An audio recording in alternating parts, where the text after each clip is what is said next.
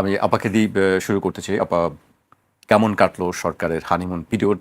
এই যেমন একটি প্রশ্ন আছে, এর পাশাপাশি আমরা আন্তর্জাতিক ক্ষেত্রে দেখছি যে ভারত বাংলাদেশের মধ্যে একটি হঠাৎ করেই টানাপোড়েন দেখছি। দুদিন আগে দেখলাম যে সবকিছু একটু ভালো ভালো একটু সব প্রস্তুতি শেষ, প্রধানমন্ত্রী তারেক রহমান যাবেন, এরকম একটি আলোচনা দেখলাম। আবার গতকালকে আমরা দেখছি যে অনুকূল পরিবেশ নেই, দু ধরনের। আমি শুরুতেই সরকারের কেমন কাটলো 6 মাস, কিভাবে দেখছেন আপা?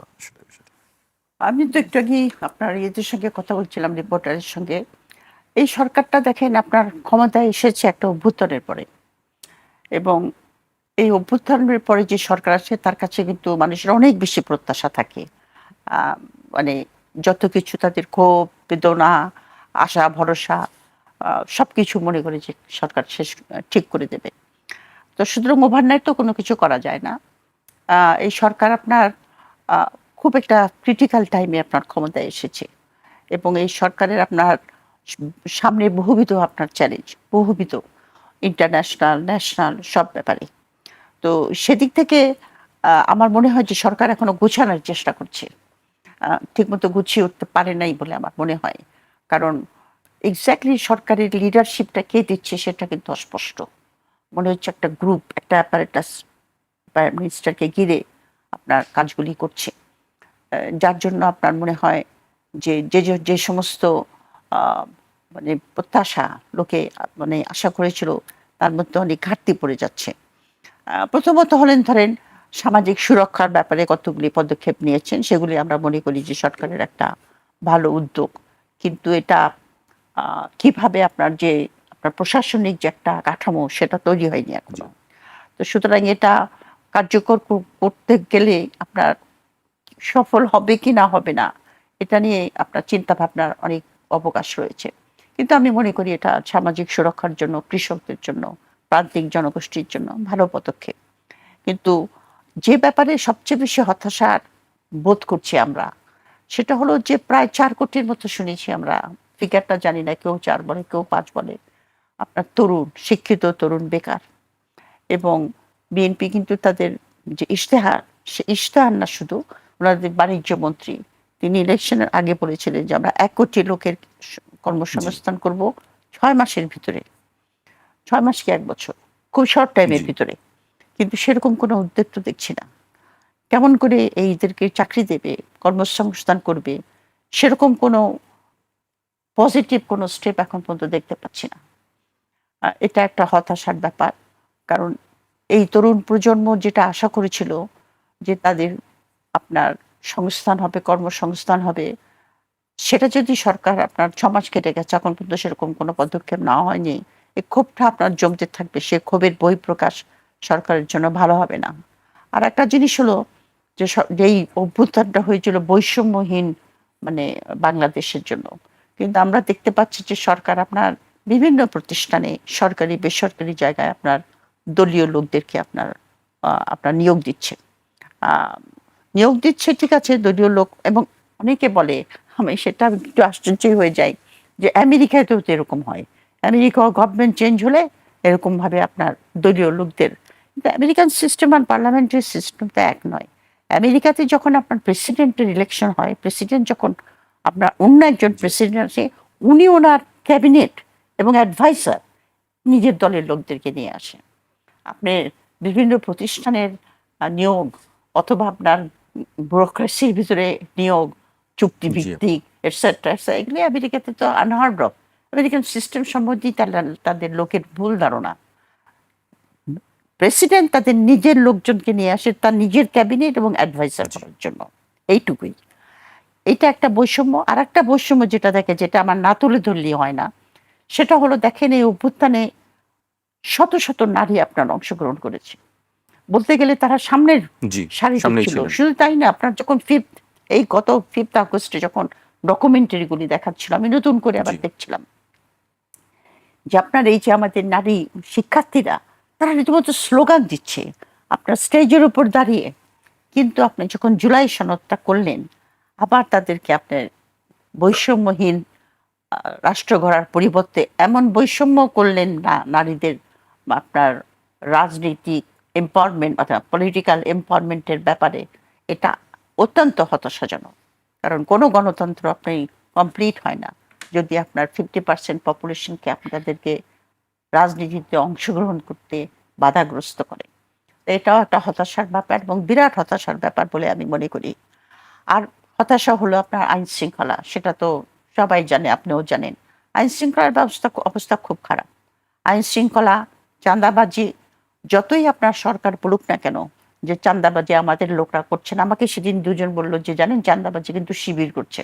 আমি বললাম কেন, বলাকার সামনে যে মারামারিটা হলো ওটা তো দুই দল ছাত্র দল, আমরা সবাই দেখলাম। ওখান থেকে শিবির আসলো কোথায়?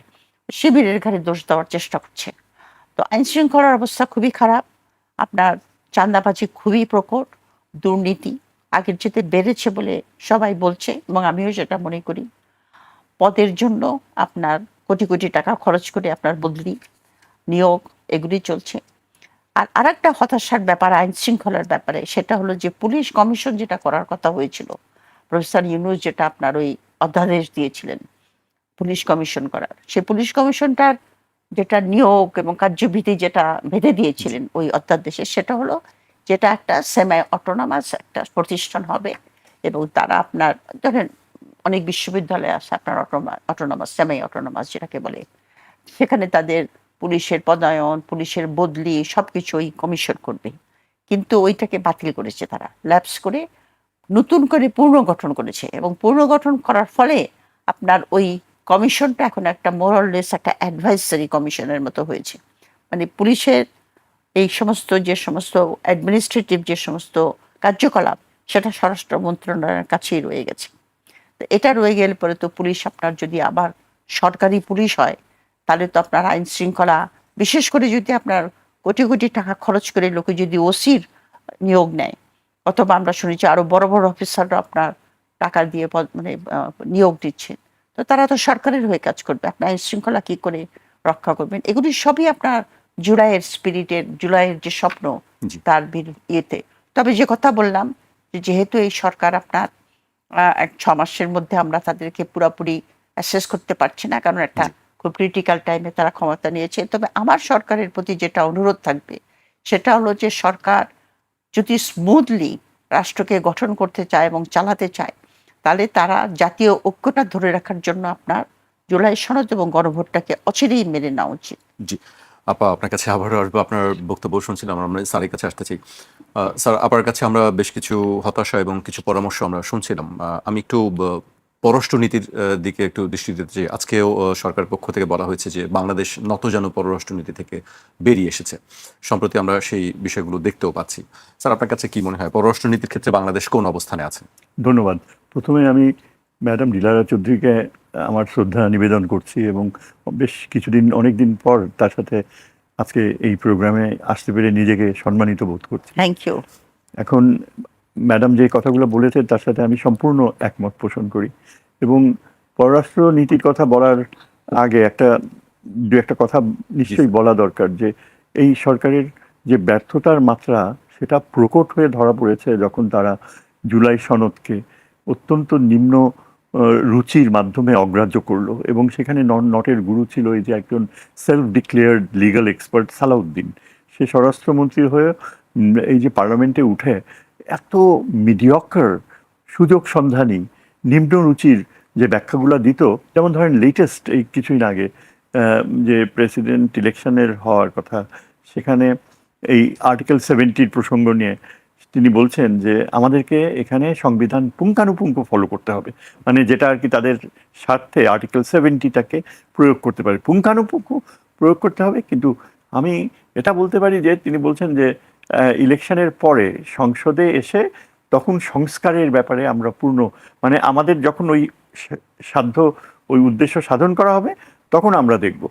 এখন এই যে এই ধরনের অবস্থান নেয়, আর বিএনপি একে প্রমোট করেছে এতদিন, হোম মিনিস্ট্রির নিয়ন্ত্রণে থেকেও যে আইনের ব্যাখ্যা দিয়েছে, সেখানে তাকে একটা ভুল ব্যাখ্যা থেকে থামানোর কেউ রিয়েলি কার্যকর কেউ ছিল না। জামাতেও পার্লামেন্টে সেরকম কাউকে সুযোগ দেওয়া হয়নি এবং তার ফলে দেখা গেছে যে সরকারের যে বিভিন্ন নিয়োগগুলো, পররাষ্ট্র নীতির ব্যাপারেও যদি আপনি দেখেন, কোনখান থেকে একজন মানে যার ফরেন পলিসি কোনো ট্রেনিংও নাই, ধারণা নাই, এই যে হুমায়ুন কবির নামে লোকটা কিভাবে এসে জুড়ে বসলো, এবং যখন ডক্টর খলিল কথা বলতো একেবারে তার গায়ের উপরে উঠে মনে হয় যেন আমিই বলছি।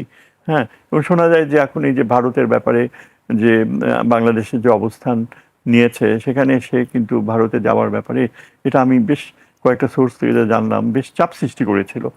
এখন পররাষ্ট্রনীতির ক্ষেত্রে যা অর্জন হয়েছে আমার মনে হয় সেটাই এই সরকারের একমাত্র মানে কার্যকর অর্জন, এবং সেটা হতে পেরেছে আমাদের ফরেন মিনিস্টার যেহেতু ডক্টর খলিলুর রহমান ছিল, যদিও তার চারপাশে তার প্রচুর শত্রু, এমনকি ফরেন সার্ভিসেও তার সমসাময়িকরা যারা রয়েছে তারা নানা রকমের ইয়ে তৈরি করে। যেমন আমি আরও কয়েকজন জানি যারা এখন অ্যাক্টিভলি ফরেন সার্ভিসে ছিল, রিটায়ার করে টক শোতে আসে প্রায়ই, তারা কেউই দেখি মোটেও টলারেন্ট না। তৌহিদ হোসেনকে তো আমরা দেখেছি যে সরাসরি, তা সত্ত্বেও কিন্তু ডক্টর খলিল আমাদেরকে যেভাবে স্টিয়ার করে ভারতের প্রভাব থেকে টেনে নিয়ে আসতে পেরেছে, এটা কিন্তু কোনো অন্য কেউ হলে আমার মনে হয় না যে এটা সম্ভব হতে পারতো।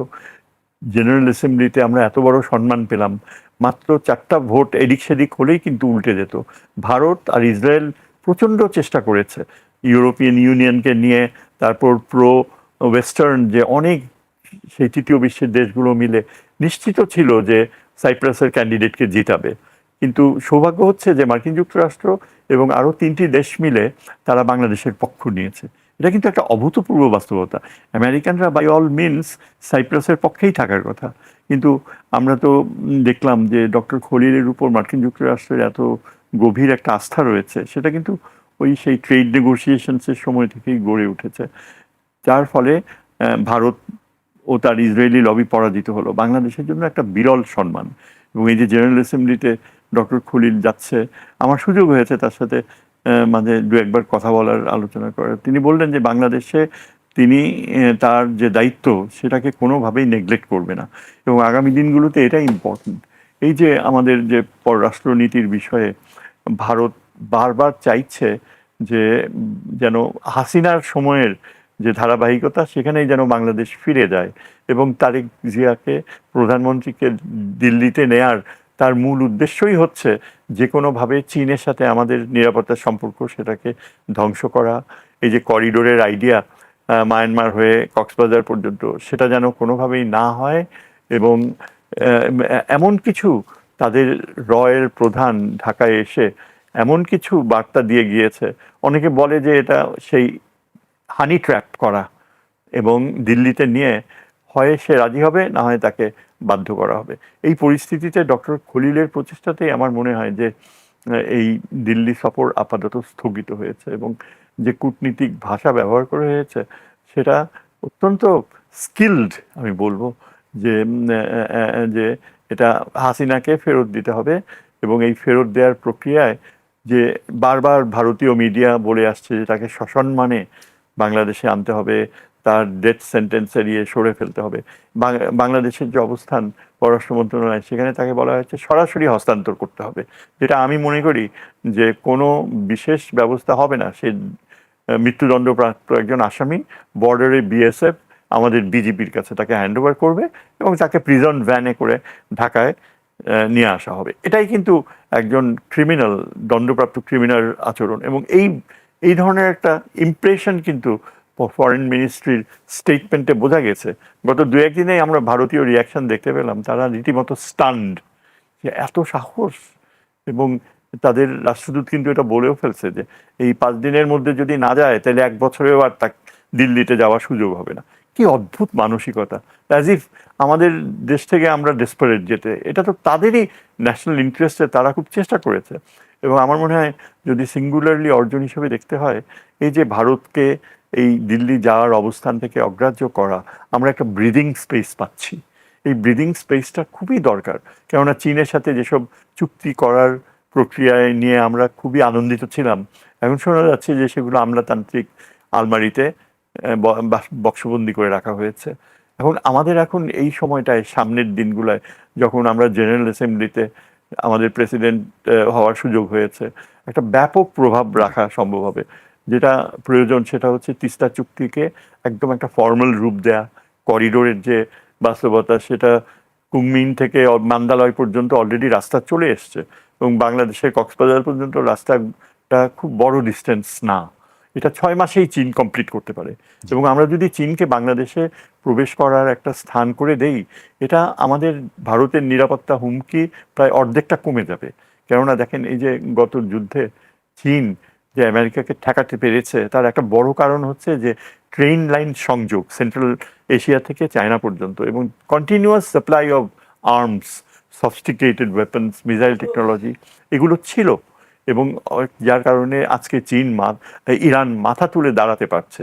হ্যাঁ, তো আমাদেরও কিন্তু সেরকম প্রয়োজন যে একেবারে আসবে না সেটা বলা যায় না। ভারত এখন কি আচরণ করে সেটা দেখার মতোই হবে আগামী দিনগুলোতে। জি স্যার, সেটি অবশ্যই আমরা দেখব। আমি আপনার কাছে আসতে চাই। আপনি বেশ কিছু চ্যালেঞ্জের কথা বলছিলেন, সংস্কারের কথা বলছিলেন।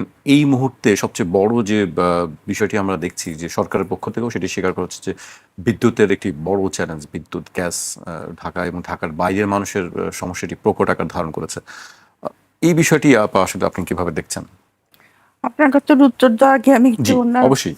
পররাষ্ট্রনীতি, উনি তো এক্সপার্ট, আমি সেটার উপর কোনো কমেন্ট করতে চাই না। ধন্যবাদ। তবে আমি একটা কথা এখানে বলতে চাই, সেটা হলো দেখেন, বাংলাদেশ যেটা আমাদের জিওপলিটিক্যাল মানে লোকেশন, এটা কিন্তু যদি আমরা ভালো মতো ব্যবহার করতে পারি, তাহলে কিন্তু বাংলাদেশ, ওই যে আমরা সবসময় জি, সিঙ্গাপুর জি। সিঙ্গাপুর বলি, আমরা সিঙ্গাপুর হয়ে যাব। কিন্তু বাংলাদেশের অ্যাজ এ স্টেট, বাংলাদেশের এই যে আপনার তিনটা বৃহৎ শক্তি, বঙ্গোপসাগরকে নিয়েই কিন্তু আপনার এই কনফ্লিক্টটা, যে বঙ্গোপসাগরকে আপনার, কারণ Bangopasagar is gateway to Indian ocean. আর ইন্ডিয়ান ওশন কিন্তু এখন ওই যে গ্লোবাল যেটা আপনার পাওয়ার সেন্টার, সেটা আটলান্টিক থেকে এখন ইন্ডিয়ান ওশনে চলে এসছে বাই 21st সেঞ্চুরি। সুতরাং ইন্ডিয়ান ওশনের গেটওয়ে হলো আপনার বঙ্গোপসাগর। এবং আপনি জানেন জিও পলিটিক্স, আমারও তো আপনার সঙ্গে, আপনি সবই জানেন, আপনার ব্রিজ বিটুইন সাউথ আর অল দ্যাট। জি। কিন্তু আপনার এই তিনটা বৃহৎ শক্তি, চীন, ইন্ডিয়া এবং আমেরিকা, এই তিনটা শক্তির ভারসাম্য আপনার বজায় রাখা, মানে কোনো ব্লকের সঙ্গে যেন আমরা অ্যাটাচড হয়ে না যাই। আমাদের থাকতে হবে আপনার মাল্টি অ্যালাইনমেন্ট, যেটাকে আমি আমি আমি মনে করি আমার ব্যক্তিগত যেটা তো সেটা করার মতো ক্যাপাসিটি বাংলাদেশ স্টেটের আছে কিনা, এটি একটি প্রশ্ন। কারণ প্রশ্নটা হলো যে উনি অনেকবার বেশি ভালো বলতে পারবেন যে একটা দেশের আপনার নট অনলি আপনার ন্যাশনাল পলিটিক্সের ব্যাপার, কিন্তু আপনার পররাষ্ট্রনীতি, সাকসেসফুল পররাষ্ট্রনীতি আপনার করতে হলে আপনার কতগুলি উপাদানের দরকার হয়। উপাদানের প্রথম শর্ত হলো যে আপনার পলিটিক্যাল স্টেবিলিটি এবং একটা জাতীয় ঐক্য, আপনার একটা গ্রাসরুট ডেমোক্রেসির দরকার হয়, যেখানে সেখানে একটা জাতীয় এক কাঠা, যে আমরা এইটা আমাদের রাষ্ট্রের জন্য, স্বার্থর জন্য দরকার। আমার প্রো ইন্ডিয়ানও হতে হবে না, প্রো আমেরিকানও হতে হবে না, কিছু না। কিন্তু আমাদের দেশে কিন্তু সেই ইয়েটা আছে, কনসেনসাসটা আছে। এই দিন সেদিনই তো আপনার পিউ রিসার্চ, আমি পিউ রিসার্চের সার্ভে অবশ্য একটু রিজার্ভেশন নিয়ে দেখি, তারা বলেছে যে 56% বাংলাদেশের নাকি আপনার ইন্ডিয়াকে পছন্দ করে না, কিন্তু এখনো 41% আপনার ইন্ডিয়াকে পছন্দ করে। তার মানে হলো যে এই যে আপনার জেনোসাইড, এই যে আপনার গণতন্ত্রকে ধ্বংস করে দেওয়া, সবকিছু মানুষ ভুলে যেতে রাজি আছে, কারণ তাদের অ্যাটাচমেন্ট ইন্ডিয়ার প্রতি। এই যে আমাদের দেশের মধ্যে যে একটা বৃহৎ ডিভিশন, এই ডিভিশন রেখে আপনি একটা দেশকে সামনের দিকে নেবেন কি করে? ডোমেস্টিক এবং ইন্টারন্যাশনাল পলিটিক্যাল স্টেবিলিটি দরকার, আপনার পপুলেশন দরকার, এডুকেটেড দক্ষ পপুলেশন দরকার, আপনার দরকার জিওগ্রাফি যেটা আছে, আপনার দরকার ইকোনমিক স্ট্রেংথ। আপনার শক্ত একটা ইকোনমিক স্ট্রেংথ না থাকলে পরে পররাষ্ট্রনীতিকে ইয়ে করা যেতে পারে না। তারপরে মিলিটারি স্ট্রেংথ, একটা প্রতিরক্ষা সেরকম শক্তিশালী। আর ইদানিংকালে ইন্টারন্যাশনাল রিলেশনে যে জিনিসটা খুব এসেন্সিয়াল হয়ে পড়েছে, সেটা হলো আমাদের দেশের যারা কূটনীতি চালাবে, তাদের ইন্টারন্যাশনাল সিস্টেমে এখন ফাইন্যান্সিয়াল সিস্টেমটা কিরকম বিভিন্ন দেশের, সেটা বোঝা দরকার। বোঝা দরকার আপনার কোনো শক্তিশালী ইন্টেলিজেন্স আছে কিনা। আমাদের মোসাদ, র, এরা আপনার কন্টিনিউয়াসলি তাদের ন্যাশনাল গভর্নমেন্টকে ফিডব্যাক করছে যে এই দেশের লোকরা এটা করছে, এটা করছে। আর আমাদের দেশের ইন্টেলিজেন্স আমার পিছনে লেগে আছে, মানে আমি কোথায় কি কোথাও, আমি মানে আমি যে internal, পার্সোনাল বলছি না, মানে আমাদের জনগণ কি করছে এইটা নিয়ে তারা ব্যস্ত। আমাদের সেরকম ইন্টেলিজেন্স কি কি ইন্টেলিজেন্স রিপোর্ট তারা দিতে পারে সরকারকে যে ইন্ডিয়ার এই পলিসি অথবা মিয়ানমারে কি হচ্ছে, আমাদের কি করা উচিত? রেগুলার ফিডব্যাক দেওয়ার কথা। ইন্টেলিজেন্স সিস্টেম আমাদের দরকার হবে, মিলিটারির দরকার হবে, ফিনান্সিয়াল সিস্টেমগুলি যেটা দরকার হবে। আমাদের রাষ্ট্রের ক্যাপাসিটির অনেক ঘাটতি আছে, জি। কিন্তু তবু আমি বলবো যে আমাদের কোনো উপায় নাই, যদি আমরা স্বাধীন রাষ্ট্র এবং নিজেদের জাতীয় স্বার্থ ধরে রাখতে পারি চাই, তাহলে আমাদের এই তিনটা শক্তিকে আপনার কাউকে আমরা কমপ্লিটলি ইগনোর করতে পারবো না। আর ইন্ডিয়ার ব্যাপারে যেটা উনি বলেছেন সেটা আমি স্বীকার করি যে ইন্ডিয়ানদের একটা অ্যাটিটিউড আছে, তারা খুব লুক ডাউন করে বাংলাদেশকে এবং বাংলাদেশের পপুলেশনকে। সেটি পিউ জরিপেও এসেছে যে বাংলাদেশের মানুষকে তারা খুব নেতিবাচক খারাপভাবে দেখে। এটা একটা হিস্টোরিক্যাল কারণ আছে, কারণ তারা মনে করে যে আমরা লোয়ার কাস্ট থেকে কনভার্ট হয়েছি, বুঝেছো? যেটা আপনার ওই ভদ্রলোকের নাম জানি কি, ওই যে biography of an Indian of an unknown Indian, Neeraj Chowdhury. Neeraj Chowdhury তার বইতে লিখেছে। তো তো দেখেন না ভাষাগুলি কিরকম। অমিত শাহ বলেছে এরা সব উইপোকা, উইপোকাগুলিকে ঝেঁটিয়ে বঙ্গোপসাগরে ফেলে দিতে হবে। তারপরে আপনার এই রিসেন্টলি আমি খুব আশ্চর্য হয়ে গেলাম, বুঝলেন, ডক্টর শহীদুজ্জামান, প্রফেসর শহীদুজ্জামানের যে চন্দন নন্দী বলে একজন আছে না নর্থ ইস্টে, সেদিন সে টিভিতে এসে গলা উঁচিয়ে ওই সালাউদ্দিন নাকি আপনার যখন শ্রীলঙ্কায় ছিল তখন নাকি স্টেশন ম্যানেজার পা ধরেছে যে আমাকে পাঠিয়ে দিবেন না। সুবীর ভৌমিক না, চন্দন নন্দী বলছিল, চন্দন নন্দী না সুবীর ভৌমিক, এবং বলছিল যে এই ওয়ার্ডটা আমার খুব কানে বেজেছে, যে বেশি কথা বলবেন না মিয়া, কার কোন টিকি মিয়া কথাটা কিন্তু প্রি পার্টিশনের কথা। প্রি পার্টিশনে যখন মুসলমানরা কেবল লেখাপড়া শিক্ষা শুরু করেছে, একটু মাথা তুলেছে, তখন তাদেরকে টিটকারি মেরে বলতো কি মিয়া তুমি কোথা থেকে আসলে, মিয়া কথাটা এখনো ব্যবহার করছে। এই যে আপনার আর সবসময় একটা ধারণা যে আমরা বাংলাদেশকে স্বাধীন করে দিয়েছি, সুতরাং বাংলাদেশ আমাদের কথা শুনবে, আমাদের স্বার্থ বাংলাদেশের আমাদের ফরেন মিনিস্টারই বলেছে, আগের ফরেন মিনিস্টার, যে ইন্ডিয়ার উন্নয়ন মানে আমাদের উন্নয়ন। তো এগুলি কিন্তু আপনার এটা একটা আধিপত্যবাদ, কালচারাল আধিপত্যবাদ, যে তাদের বয়ানটা আমাদের দেশের 40% বলেন 30% বলেন, তারা এটাকে আত্মস্থ করে এবং বিশ্বাস করে যে হ্যাঁ তারা সুপিরিয়ার, তারা আমাদেরকে শিখাবে আমরা কি করে কথা বলবো, আমরা কি করে খাবো, কি আমাদের মানে সংস্কৃতি হবে, আমরা কি কাপড় পরবো। এই যে আপনার মনস্তত্ত্ব, এটা খুব সাকসেসফুলি তৈরি করেছে ভারতে। তো আমি বলছি যে প্রাইম মিনিস্টার যে সিদ্ধান্তটা নিয়েছে, যে উনি কয়েকটা কন্ডিশন দিয়েছেন, যে আপনার শেখ হাসিনাকে ফেরত দিতে হবে, হাদির যারা খুনি এবং ওই যে যারা পালিয়ে গেছে, ওই যে আসাদুজ্জামান কামাল। তো কথা হলো যে ইন্ডিয়া যদি আমাদের সঙ্গে বন্ধুত্ব চায়, তারা একটা এনভায়রনমেন্ট তৈরি করবে না প্রাইম মিনিস্টারের ভিজিটের জন্য। এনভায়রনমেন্টটা তো তারা তৈরি করছে না, তারা কিন্তু সে হস্টাইল অ্যাটিচিউডটাই নিয়ে আছে, বলছে তুমি আসো তখন কথা বলা যাবে। কিন্তু আজকে যদি প্রাইম মিনিস্টার যান ইন্ডিয়াতে, একটা জার্নালিস্ট যদি ওনাকে প্রশ্ন করে যে বাংলাদেশের প্রাইম মিনিস্টার কে, শেখ হাসিনা না তুমি, কারণ শেখ হাসিনা তো বলে বেড়াচ্ছে যে সেই প্রাইম মিনিস্টার, সে কোনো রিজাইনই দেয় নাই। তো এনভায়রনমেন্টটা ক্রিয়েট করছে না, কিন্তু প্রেশার দিচ্ছে যেন আমরা যাই। খুবই দুঃখের বিষয়, কারণ আমি মনে করি যে ইন্ডিয়ার সঙ্গে আমাদের একটা স্টেবল নেবারহুড পলিসি, নেবারহুড হওয়া দরকার, এবং এটা শুধু আমাদের উপর চাপিয়ে দিলে চলবে না। এই 50 বছর আমরা দেখেছি ইন্ডিয়া একতরফাভাবে আমাদের কাছ থেকে তাদের স্বার্থ আদায় করে নিয়েছে। তো এখন তাদের আর কোনো দেশ যে জনগণের সঙ্গে বন্ধুত্ব না করে একটা পলিটিক্যাল পার্টির সঙ্গে বন্ধুত্ব করে, এটাও বোধহয় একটা বিরল ঘটনা। আওয়ামী লীগ একমাত্র তাদের বন্ধু, বাকি সব কেউ বন্ধু না। এনিওয়ে, তো যাই হোক, এটা হলো উনি যেটা বলেছেন সেটা আমি একটু সাপ্লিমেন্ট করলাম।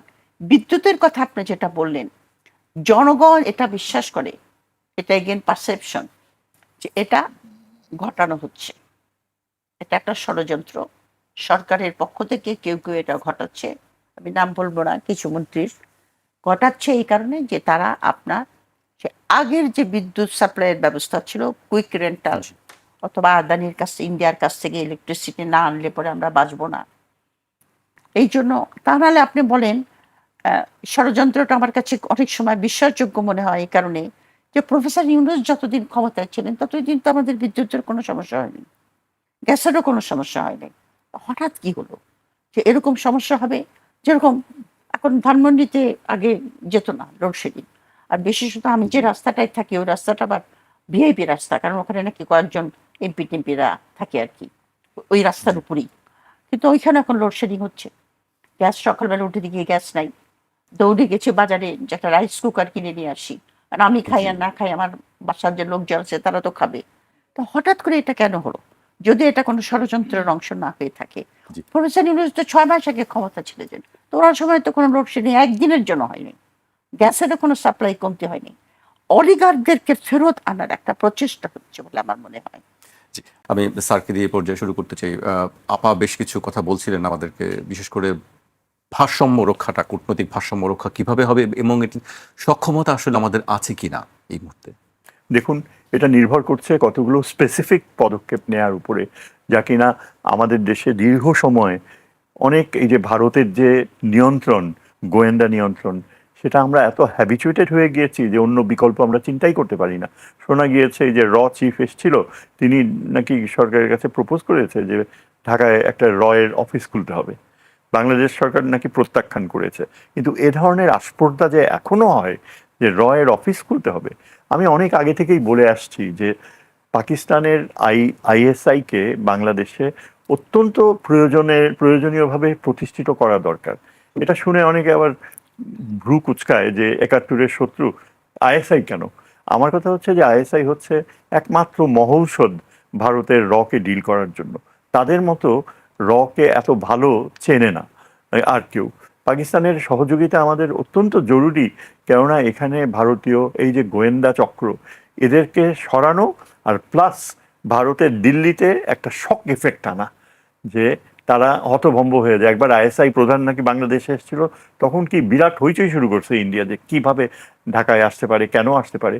এটা এই যে মানসিকতা, তারা যে বাংলাদেশকে একটা রাজ্যর মতো মনে করে, যে চিফ মিনিস্টার, এই বিশাল চিন্তাধারাটা হয়েছে হাসিনা সময়ের কারণে। সো আমার প্রথম ইয়ে হচ্ছে যে পাকিস্তানের সাথে আমাদের একটা বিশেষ সম্পর্ক গড়ে তোলা হয়েছে সময়, আপনার ইউনূস সাহেবের সময়, এবং এটা কন্টিনিউ করছিল, এবং এটার এই ধারাবাহিকতা যেন বন্ধ না হয়। আমাদের বিউরোক্রেটসরা পাকিস্তানে যায় ট্রেনিংয়ের জন্য, পাকিস্তান সরকার খরচ বহন করছে, ইতিহাসের ব্যাখ্যা যেন ঠিক মতো হয়। আমাদের স্বার্থ আমরা দেখব। ভারত যে বলে অখণ্ড ভারতের ধারণা, সেটাকে একদম মানে চুরমার করে দিতে হলে আমাদেরকে এই বিশ্বাসে আসতে হবে যে ভারতের যে বর্তমান জিওপলিটিক্যাল স্ট্রাকচার, এটা স্থায়ী না, এটা স্থায়ী থাকা সম্ভব না। তার জন্য আমাদের যে ইনভলভ হতে হবে তা না, ভারতের ইন্টারনাল যে কন্ট্রাডিকশনসগুলা, বর্ণ বৈষম্যবাদ থেকে শুরু করে এই যে উন্মাদনা, ধর্মীয় উন্মাদনা, যেখানে তারা একেবারে মানে ইসলাম ধর্ম ও মসজিদ ভাঙার নগ্ন প্রচেষ্টা, এটা ভারতের অখণ্ডতাকে রাখা আমার মনে হয় অনেক ডিফিকাল্ট হয়ে যাবে, স্পেশালি নর্থ ইস্টের ব্যাপারে। সুতরাং আমার যেটা মনে হয়, ম্যাডামের সাথে আমি হয়তো কিছুটা দ্বিমত করে বলবো যে পররাষ্ট্র নীতির বেলায় আমাদেরকে একটা অত্যন্ত নির্ভরশীল কোলিশন বা মিত্রতা, অ্যালায়েন্সের সম্পর্কে যেতে হবে। বিভিন্ন দেশ, যেমন ধরেন ইভেন পাকিস্তান থেকে নিয়ে দক্ষিণ পূর্ব এশিয়ার দেশগুলো, মিডল ইস্টের দেশগুলো, এরা কিন্তু চীনের আতঙ্ক ছিল ওদের মধ্যে। অনেক আইল্যান্ডস চীন ক্লেইম করে ইস্ট এশিয়াতে, এবং মার্কিন যুক্তরাষ্ট্রের সাথে মিত্রতা থাকার কারণেই কিন্তু আমেরিকান পলিসি চীনকে প্রতিরোধ করেছে। এমনকি জাপান, যা সেকেন্ড ওয়ার্ল্ড ওয়ারে আমেরিকার সাথে যুদ্ধ করছে, জাপান কখনো চায় না যে মার্কিন বাহিনী জাপান ছেড়ে যাক। চীনও কিন্তু এটা সমর্থন করে যে জাপানে আমেরিকান আর্মি থাকাটা স্টেবিলিটির জন্য প্রয়োজন, কোরিয়াতে থাকাতেও। তো আমি যেটা বলতে চাই সেটা হচ্ছে এই যে আমরা যেখানে একটা অত্যন্ত হোস্টাইল দেশ ভারত, যা আগে কখনো আমাদের অখণ্ডতা নিয়ে প্রশ্ন তুলে নাই, তাদের আরএসএস এখন সরাসরি দাবি করছে যে বাংলাদেশের দুটো অংশ আলাদা করে ফেলতে হবে। এইরকম প্রক্রিয়া তারা প্রিপারেশন দিচ্ছে সামরিক দিক থেকে, এবং কোনোভাবেই চীনকে যে আমরা আমন্ত্রণ করব আমাদের নিরাপত্তা ব্যবস্থা, এটা চায় না। সমস্ত কিছু ইঙ্গিত করে যে বাংলাদেশের অখণ্ডতাকে ভারত কোনো দিনই ভবিষ্যতে মেনে নেবে না। আমি একটু যোগ করি, একটি কথা সবসময় বলা যায় বা আড্ডায় আলোচনায় বলা হয় যে এই নাখোশ হবে, সে নাখোশ হবে, যুক্তরাষ্ট্র, চীন, ভারত এই নাখোশ হওয়ার কথাটা আমরা শুনি। আরেকটি কথা এখন হচ্ছে যে ভারত মানে অসন্তুষ্ট হতে পারে প্রধানমন্ত্রী তারেক রহমান সফরে না গেলে, এটার বলে কেন, বা এটা আসলে কি হতে পারে আমাদের? মানুষের এই যে একটি প্রশ্ন। এই দীর্ঘ 16 বছর ধরে ভারত যে গড়ে তুলেছে একটা ক্লায়েন্ট স্টেটের প্রক্রিয়া, সেই ক্লায়েন্ট স্টেটের প্রক্রিয়া তারা শেষ পর্যন্ত চেষ্টা করবে যে ওই ধারাবাহিক, কারণ তাদের বিশ্বাস হচ্ছে যে তারেক রহমানকে তারাই বসিয়েছে ক্ষমতায়, তাদেরই গ্রিন সিগন্যাল না পেলে তারেক রহমান লন্ডন থেকে আসতো না।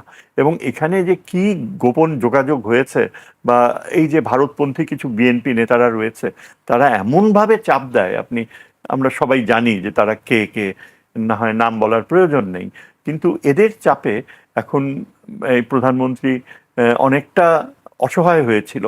আরেকটা ব্যাপার হচ্ছে যে তার বুদ্ধিমত্তা, জ্ঞান, এই ব্যাপারে অনেক আমি না চাইলেও আমার মধ্যে সন্দেহ দানা বেঁধে উঠেছে। কারণ তার চারপাশে এত নিম্নরুচির বিভিন্ন লোককে অ্যাপয়েন্টমেন্ট দেওয়া হয়েছে। আপনি চিন্তা করেন এই যে মন্ত্রী পর্যায়ে যে সালাউদ্দিন, নাম বলে ফেললাম, যে কতখানি ধ্বংস করেছে বাংলাদেশের এই যে স্থায়িত্ব নিরাপত্তা ব্যবস্থাকে। এখন আমার কথা হচ্ছে যে এখানে তার পিতার সাথে তার কোনো মিলই আমি খুঁজে পাই না। তার পিতা যখন জীবিত ছিলেন অত্যন্ত জ্ঞানী গুণী মানুষদেরকে পাশে রাখতেন। প্রফেসর শামসুল হক ছিলেন ঢাকা ইউনিভার্সিটির ভিসি এক সময়, তার মেন্টর ফরেন পলিসিতে। তারপর আপনার ডক্টর এম এন হুদা ছিলেন, আরো অনেকে ছিল, যাদু মিয়া ছিলেন। যদু মিয়া ছিলেন। যাদু মিয়া। এরা অত্যন্ত অভিজ্ঞ লার্নেড স্কলার, যারা কিন্তু শিখতে চাইতো, জানতে চাইতো, যার কারণে একটা অসম্ভব সিচুয়েশনে তিনি ভারতের সাথে একটা দূরত্ব স্থাপন করতে পেরেছিলেন, চীনের সাথে সম্পর্ক। কিন্তু তারেক রহমানের দিকে তাকালে আমি ঠিক বিপরীতটা দেখতে পাই। তার চারপাশে যারা রয়েছে, অ্যাবসলিউটলি, মানে কি বলবো আর, অ্যাডজেক্টিভস না ইউজ করাই ভালো, কিন্তু এরা কখনো বাংলাদেশের প্রোগ্রেস আনতে পারবে না। তাদের মূল দায়িত্ব হচ্ছে নিজের ব্যক্তিগত স্বার্থকে সমৃদ্ধ করা। সুতরাং এটা থেকে বের হয়ে আসতে হলে আমার মনে হয় একমাত্র আমি একজনকেই দেখি, হয়তো আপনি বলবেন যে আমি বায়াস, ডক্টর খলিলুর রহমানকে আমি যা দেখলাম তার সম্পর্কে আমার ধারণা হচ্ছে যে ভারতকে কোনো অবস্থাতেই প্রশ্রয় উনি দিবেন না। এখন এই এই এই প্রয়াসে আমাদের এখন উচিত হবে যে আমরা যেন সুস্পষ্টভাবে মিত্রতার বন্ধনে যাই। চীনের সাথে সেটা সম্ভব। চীন আমাদেরকে অফার করেছে, আমাদের সোভারেন্টি রক্ষা করার বেলায় চীন যে কোনো অবস্থায় আমাদের পাশে দাঁড়াবে, এইরকম ভাষা কিন্তু চীন আগে কখনো ব্যবহার করেনি। এবং সেখানে যাই থাকুক না কেন, চীনের সাথে আমাদের এই সম্পর্ক, আমি মনে করি না যে আমেরিকা খুব সিরিয়াসলি বাধা দেবে। তারা ভারতের সাথে এখন একটা দূরত্বে চলে গিয়েছে। তাদের চোখে পাকিস্তান একটা নির্ভরশীল মিত্র, এবং Pakistan is the best example কিভাবে আপনি ব্যালেন্স করবেন আমেরিকা আর চায়নাকে। জি স্যার, আমি আপনার কাছে আসতে চাই। আমরা আন্তর্জাতিক অঙ্গনের কথা শুনছিলাম, দেশের আরেকটি বিষয় নিয়ে, এই হানিমুন পিরিয়ডে মানে সরকার এবং দল নিয়ে আলোচনা আছে যে অনেক বেশি ঘনিষ্ঠতা কথা বলা হচ্ছে। আপনি কিভাবে মূল্যায়ন করবেন এই 6 মাসের হানিমুন পিরিয়ডে দলের কি অবস্থা?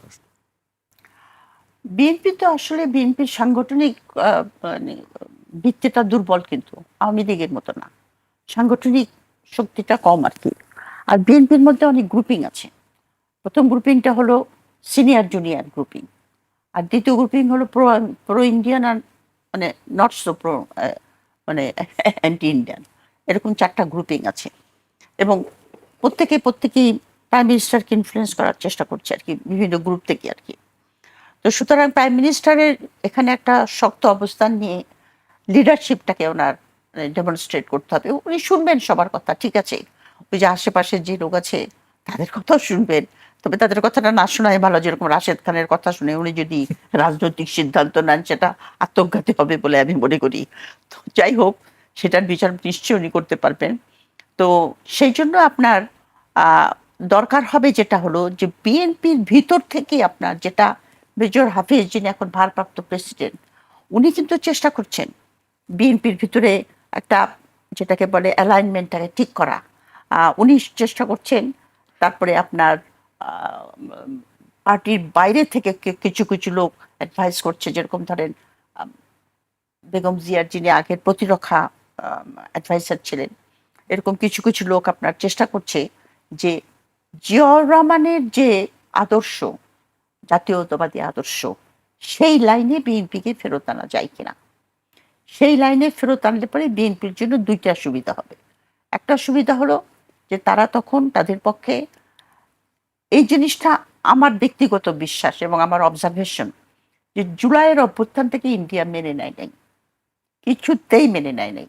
কারণ ওই যে আপনার সংবিধানের পরিবর্তন হবে 71-এর, এটা পরিবর্তন হলেই তো ইন্ডিয়ার ওই যে গৌরবোজ্জ্বল ভাবমূর্তি 71 আমরা তোমাদেরকে স্বাধীন করে দিয়েছি, এটা তখন নন সিগনিফিকেন্ট হয়ে যাবে।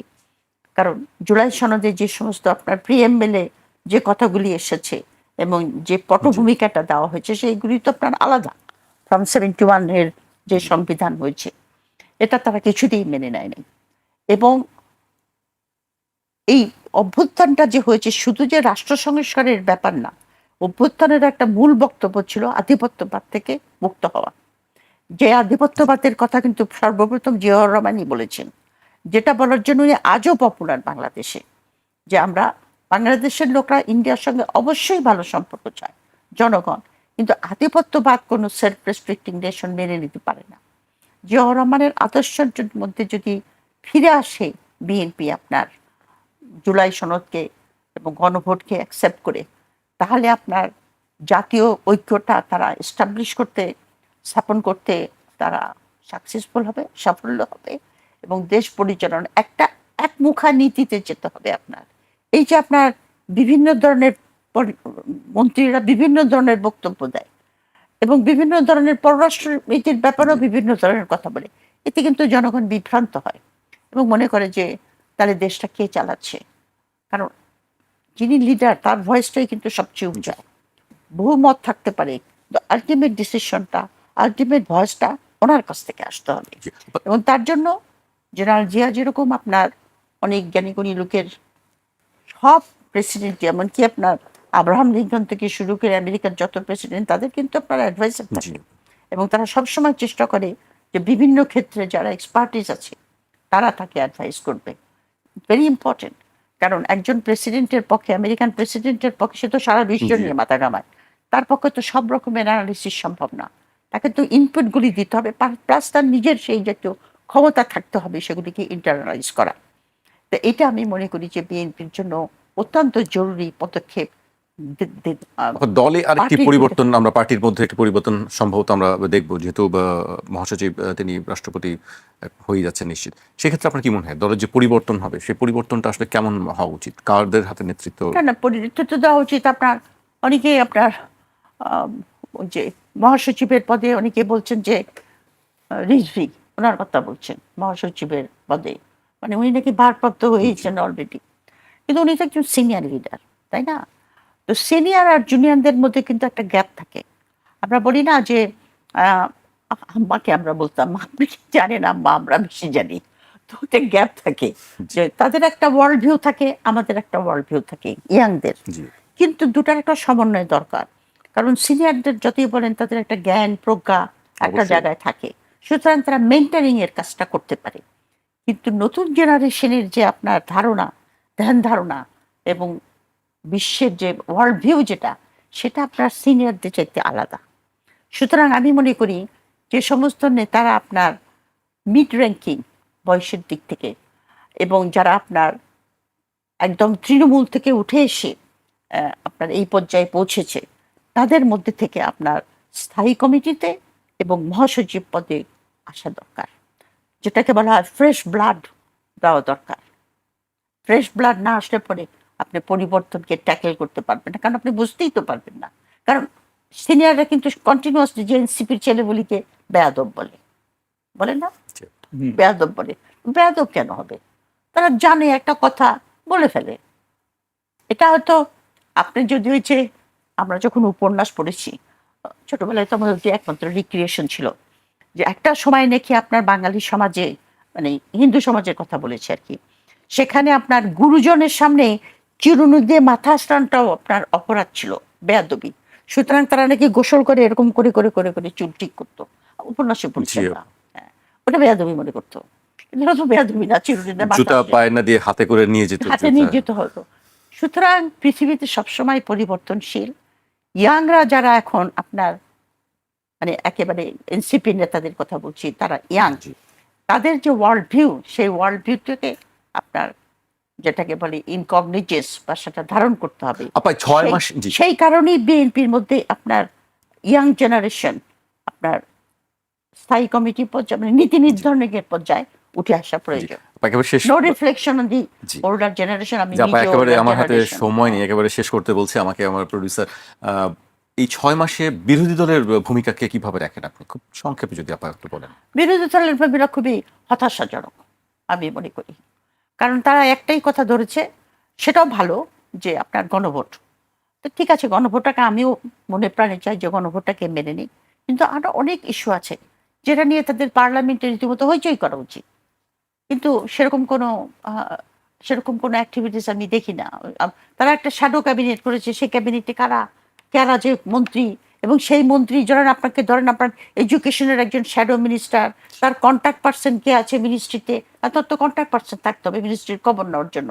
এগুলির তো কোনো রকম অ্যাক্টিভিটিস আমি দেখছি না, আমি একটু হতাশই। জি, আমরা হতাশ হতে চাই না। আপনাদেরকে অনেক ধন্যবাদ আমাদেরকে আজকে সময় দেওয়ার জন্য।